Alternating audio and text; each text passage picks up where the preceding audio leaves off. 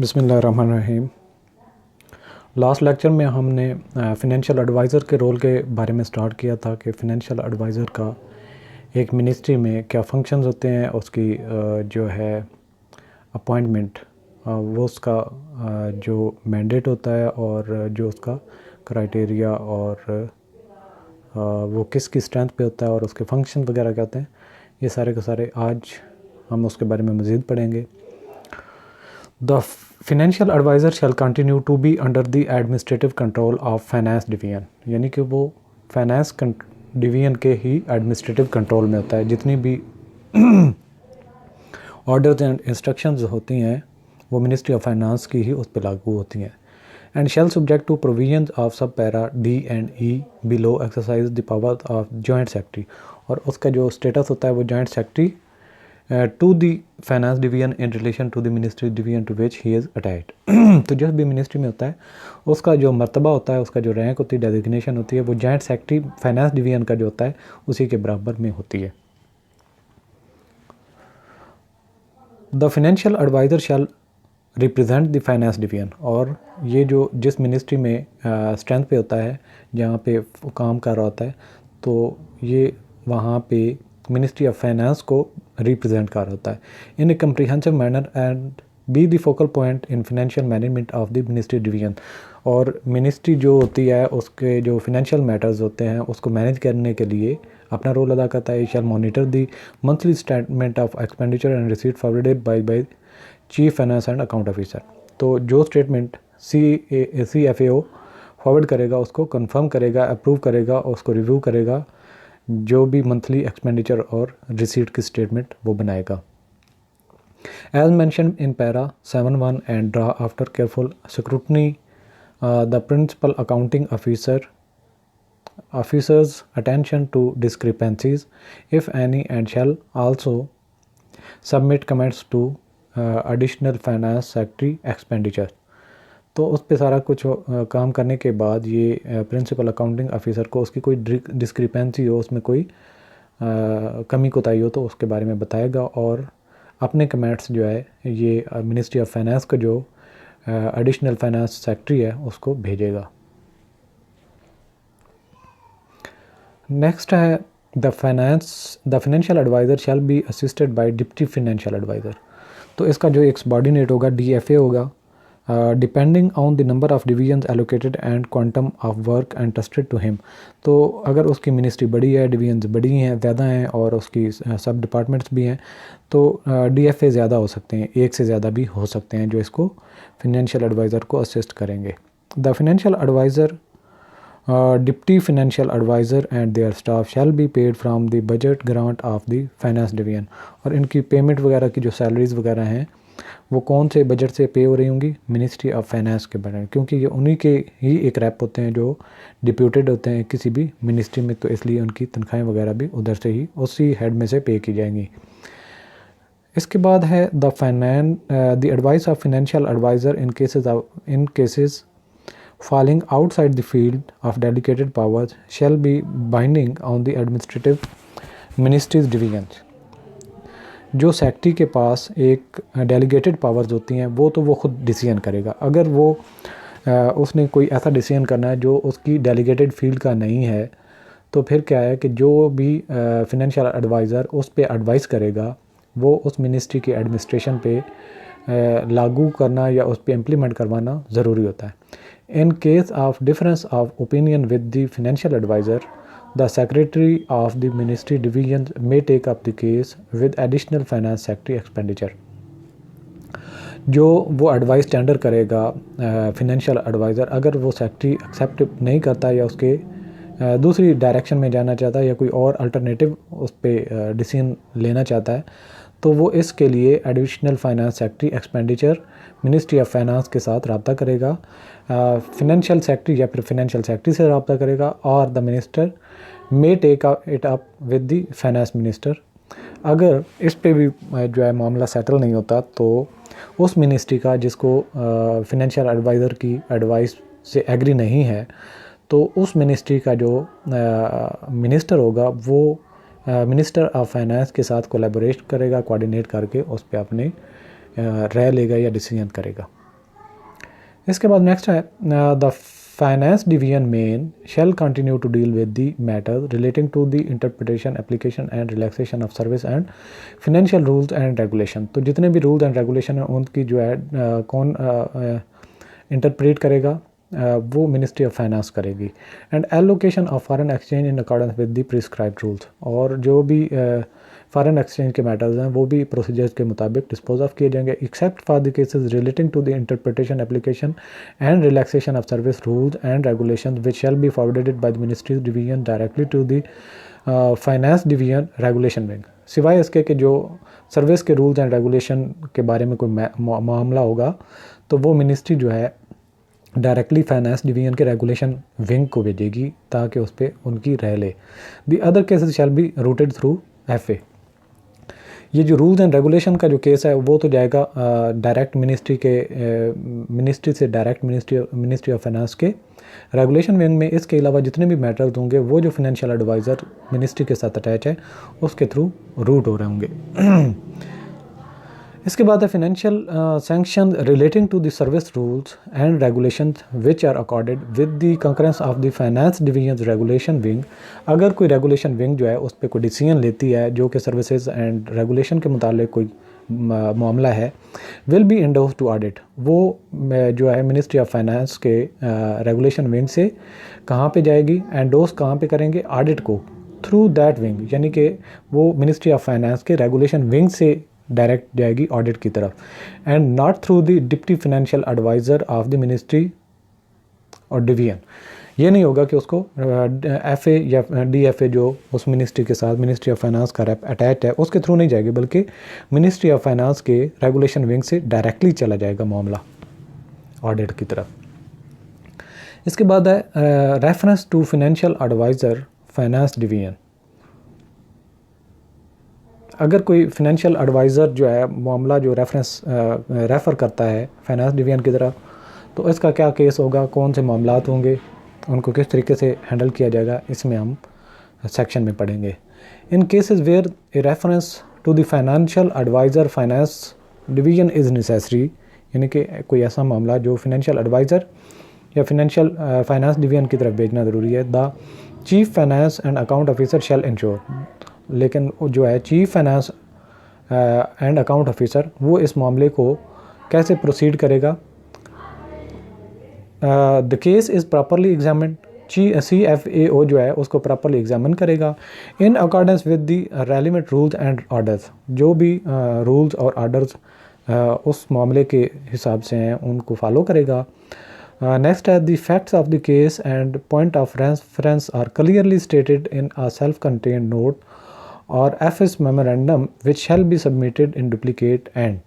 जो chief finance and account officer है वो जो केस बनाएगा उसके रेलिवेंट जो रूलिंग है उनको कंप्लीट लिखेगा, और सेल्फ कंटेंट का मतलब है कि वो सेल्फ एक्सप्लेनेटरी हो, मतलब उसको पढ़ने से केस की सारी समझ आती हो, कौन कौन से रूल्स को फॉलो किया जा रहा है, वो सारे मामले उसमें डिटेल्स के साथ डिस्कस किए गए हों। इसके बाद नेक्स्ट आता है such further data and information is furnished as may be asked for by the financial advisor, deputy financial advisor, finance division for the proper disposal of the issue referred to him।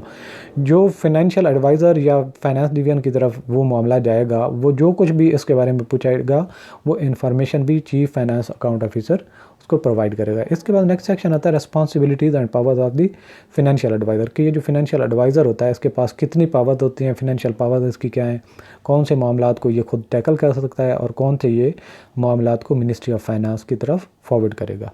The responsibilities and powers of the financial adviser, deputy financial adviser in respect of the ministries divisions to which they are attach shall be as follows. तो ये दी गई हैं जो इसकी duties and responsibilities होंगी। Number जो option A है इसमें है करंट एक्सपेंडिचर। करंट एक्सपेंडिचर में क्या कुछ होगा, करंट एक्सपेंडिचर वो होते हैं जिनमें नॉन डेवलपमेंटल फंड्स की जो रेकरिंग बेसिस पे जो फंड्स होते हैं उनकी कंजम्पशन जो होती है, उन मामलात पे इसकी क्या अथॉरिटी है। Approval of expenditure and budget provision, यानी कि जो करंट एक्सपेंडिचर हैं उनकी अप्रूवल एक्सपेंडिचर के लेना और बजट की प्रोविजनिंग जो है उसको जो फॉरवर्ड की जाएगी उस पर ये क्या स्टैंड लेगा। The financial adviser shall have full powers to approve expenditure proposals and to accept budget provision, यानी कि बजट प्रोविजन और एक्सपेंडिचर प्रपोजल जो इसके पास जाएगा इसके पास फुल पावर होती है करंट एक्सपेंडिचर के हेड में। Except that the cases involving important issues of policy shall be submitted to the additional finance secretary, expenditure finance secretary, finance minister. अगर कोई पॉलिसी मैटर है तो वो जो है वो फॉरवर्ड ये खुद उसकी अप्रूवल नहीं देगा बल्कि वो सेक्रेटरी फाइनेंस या फिर एडिशनल जो फाइनेंस सेक्रेटरी है उसको या फिर फाइनेंस मिनिस्टर को केस फॉरवर्ड किया जाएगा। नोट है deputy secretary DFAs shall have powers to approve expenditure proposal and to accept the budget provision up to ₹5 million, यानी कि डिप्टी सेक्रेटरी जो है एक्सपेंडिचर या फिर DFA जो होता है उसके पास 5 मिलियन की जो है लिमिट्स होती है वो अप्रूवल दे सकता है। इसके अलावा जो है note 2 financial sanctions requiring endorsement by the finance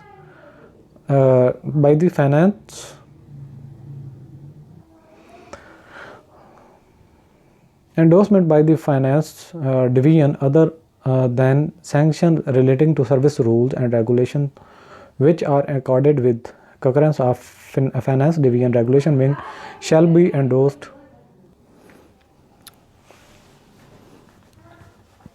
which are accorded with the concurrence of finance division regulation wing shall be endorsed to audit through the deputy financial advisor of the ministry division concerned। अब यहाँ पे बात जो है थोड़ी सी typical है note 2 में कि अगर सर्विस रेगुलेशन के मामलात हैं तो वो जो है मिनिस्ट्री ऑफ फाइनेंस से ऑडिट की तरफ जाएंगे। अगर इसके अलावा मामलात हैं तो वो सारे के सारे जो हैं वो उनकी अप्रूवल या सैंक्शन के लिए वो जो डिप्टी फाइनेंशियल एडवाइज़र है या जो डिवीज़न कंसर्न है उसके थ्रू ऑडिट की तरफ जाएंगे। अगर सर्विस रूल्स एंड रेगुलेशन है तो वो मिनिस्ट्री ऑफ फाइनेंस के रेगुलेशन विंग के थ्रू ऑडिट की तरफ जाएंगे। अदरवाइज़ दूसरे जितने भी मामला आते हैं वो डिप्टी फाइनेंशियल एडवाइज़र है या फाइनेंशियल एडवाइज़र है उसके थ्रू वो जो है ऑडिट की तरफ जाएंगे। इसके बाद lump sum provision the expenditure to be financed from a lump sum provision shall be examined and disposed of by the financial advisor. He shall submit a monthly statement of such expenditure to additional finance secretary expenditure। तो जितने lump sum की जो उनको allotted हैं उनकी amount जो है वो फाइनेंशियल एडवाइज़र उसकी अप्रूवल दे सकता है और वो मंथली जो है एक स्टेटमेंट उसकी कापी फॉरवर्ड करेगा AFSE यानी कि एडिशनल फाइनेंस सेक्रेटरी एक्सपेंडिचर। इसके बाद है proposal for supplementary grant in respect of unexpected expenditure.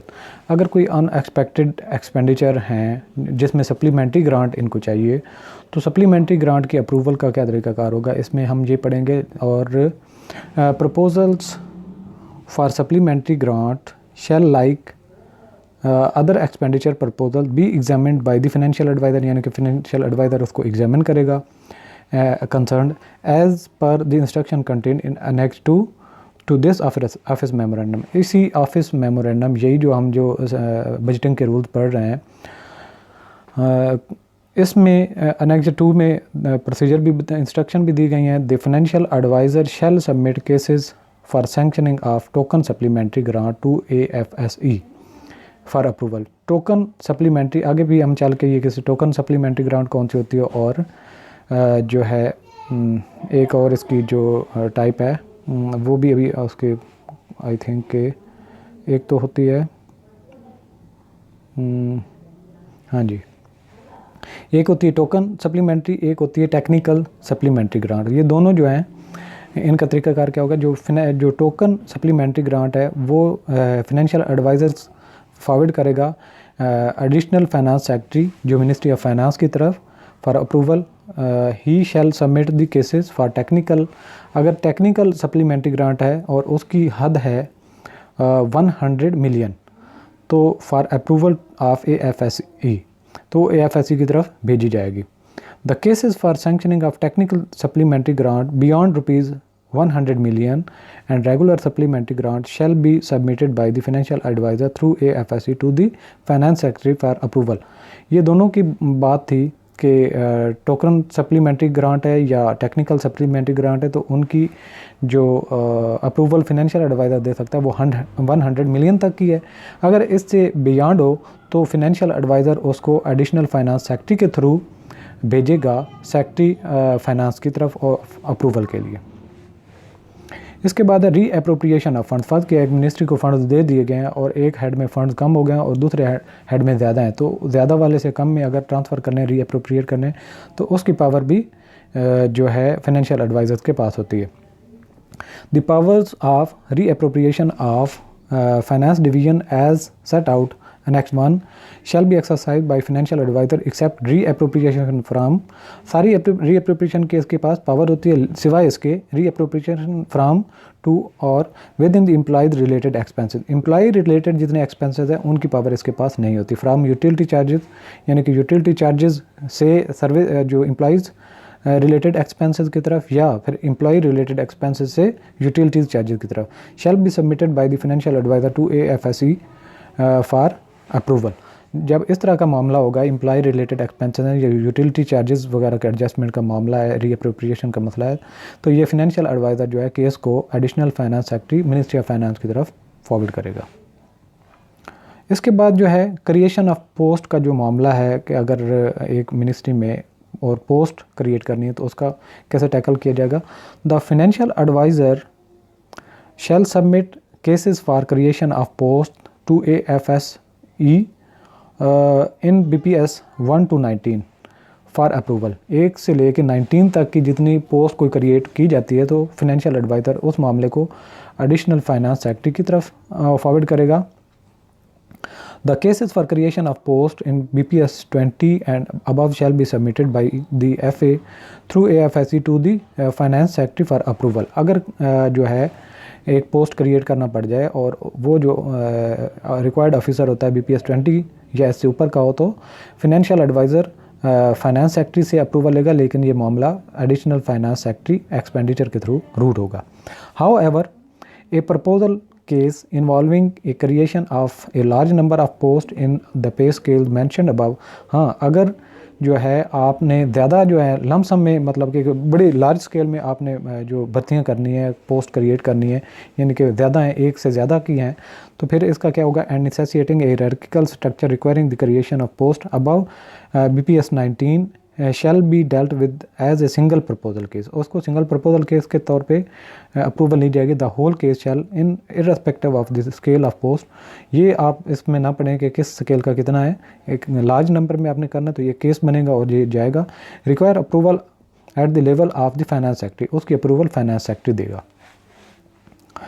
इसके अलावा appointment of contingent paid staff. अगर कंटिजेंट से आपके पास जो फंड्स हैं जो इमरजेंसी रिक्वायरमेंट को पूरे करने के लिए होते हैं, उनमें से अगर आपने स्टाफ को पे करके आपने कोई अपॉइंटमेंट करनी है तो उसका तरीकाकार क्या होगा। The financial adviser shall submit proposals for appointment of contingent paid staff to AFSE for approval. तो ये भी केस जो है financial adviser additional finance secretary expenditure की तरफ भेजेगा अप्रूवल के लिए। इसके अलावा अगर कोई मिनिस्ट्री में कोई लॉस हो जाए, कोई एडजस्टमेंट करनी हो, फाइनेंशियल मैटर हो जिससे उस मिनिस्ट्री के बैलेंस शीट पे इम्पैक्ट पड़ रहा हो, तो उसको कैसे राइट ऑफ किया जाएगा। Write off losses. The financial adviser shall dispose of cases for write off losses beyond ₹5 million up to ₹10 million. यानी कि 5 मिलियन से कम का मामला है तो सेक्रेटरी खुद कर लेगा। अगर 5 मिलियन से लेके 10 मिलियन तक का जो है वो लॉस है उसको फाइनेंशियल एडवाइज़र खुद कर सकता है। He shall submit cases for write-off of losses up to ₹20 million to AFSE for approval। यानी कि अगर आपकी जो लिमिट है वो 20 मिलियन से कम की है, यानी कि 10 मिलियन से ज़्यादा और 20 मिलियन से कम, तो वो फाइनेंशियल जो है वो जाएगी उसके पास AFSE उसकी अप्रूवल देगा, additional finance expenditure. The case for write off losses above ₹20 million shall be submitted by the financial adviser through AFSE to finance secretary for approval. अगर मामला जो है वो 20 मिलियन से ज़्यादा का है तो उसकी अप्रूवल फाइनेंस सेक्रेटरी देगा, लेकिन वो जो फाइनेंशियल एडवाइज़र उसको एडिशनल फाइनेंस सेक्रेटरी एक्सपेंडिचर के थ्रू फॉरवर्ड करेगा केस को और अप्रूवल लेगा। These power shall be exercise with in the framework of para 47 of the GFR 1।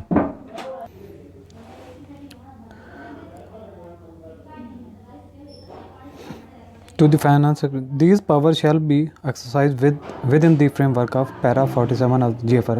ये रेफरेंस याद रखने की इतनी ज़रूरत नहीं है।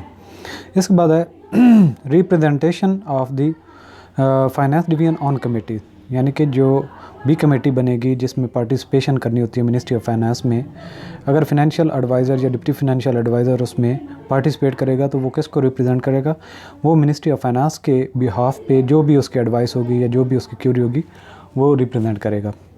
The financial advisers, deputy financial advisers accredited to the administrative ministry divisions shall represent the finance division at various committees including PSC and DSC and prepare briefs for finance secretary। तो finance secretary को जितनी भी इसने input देनी होती है वो financial adviser या डिप्टी फाइनेंशियल एडवाइज़र ही ब्रीफ बना के उसको इनपुट देगा।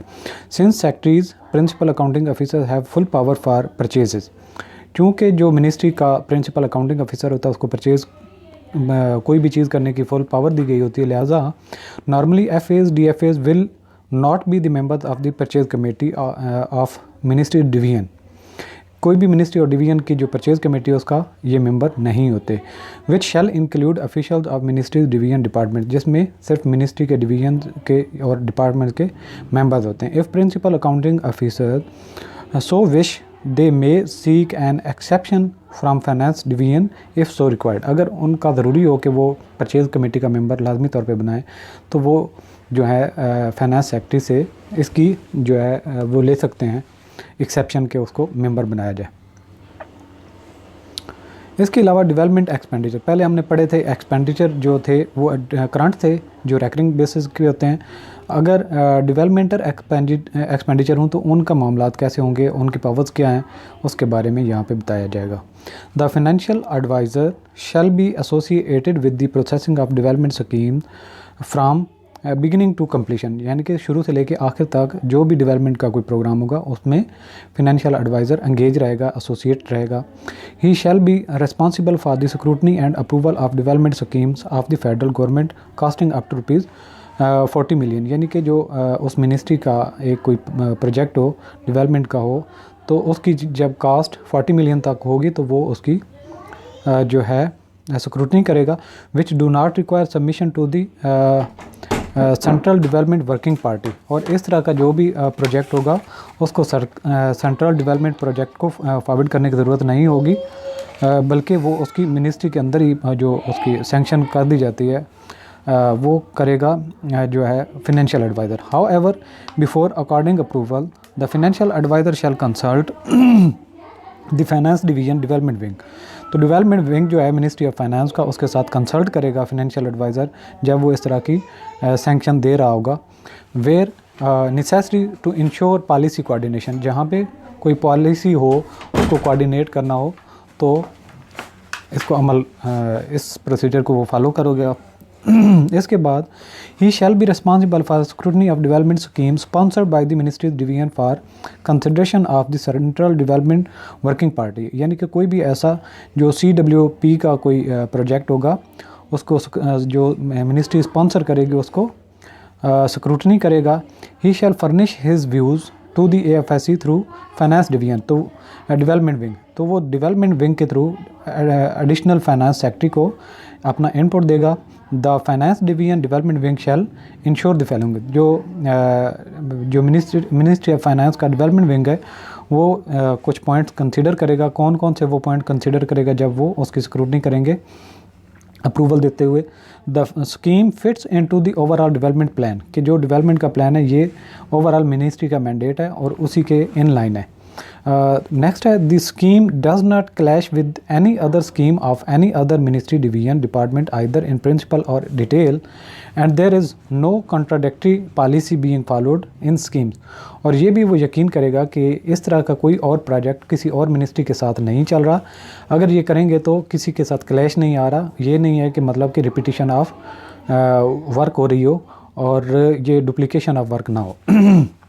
इसके बाद there is no application in the schemes of the various ministries division department both in major work and detail working. तो कहीं पे भी ये प्रोजेक्ट की डुप्लीकेशन नहीं हो रही। इसके अलावा note financial adviser and deputy financial advisers shall exercise their powers within the guideline approved by the finance division. तो जो फाइनेंस डिवीजन है वो जो गाइडलाइन देगी फाइनेंशियल एडवाइज़र और डिप्टी फाइनेंशियल एडवाइज़र जो है उन लिमिट्स में रह के उन जो है क्राइटेरिया के अंदर रहते हुए अपना काम करेंगे। इसके बाद है representation of finance division in development working parties. अगर DDWP का कोई जो है कोई प्रोजेक्ट है उसमें पार्टिसिपेट करना हो तो मिनिस्ट्री ऑफ फाइनेंस का रेप कौन होगा, जो कि financial adviser. The meetings of the departmental development working party shall be attended by the financial advisor, deputy financial advisor and meetings of the central development working party by additional finance secretary expenditure। तो जो है उस meeting में financial adviser participate करेगा और CWP की जो party होगी उसकी जो मीटिंग वगैरह होगी उसमें एडिशनल फाइनेंस सेक्रेटरी जो है मिनिस्ट्री ऑफ फाइनेंस का वो पार्टिसिपेट करेगा। तो यहाँ पे आज का हमारा लेक्चर ख़त्म होता है। नेक्स्ट लेक्चर तक के लिए मुझे इजाज़त दीजिएगा। अल्लाह हाफ़िज़।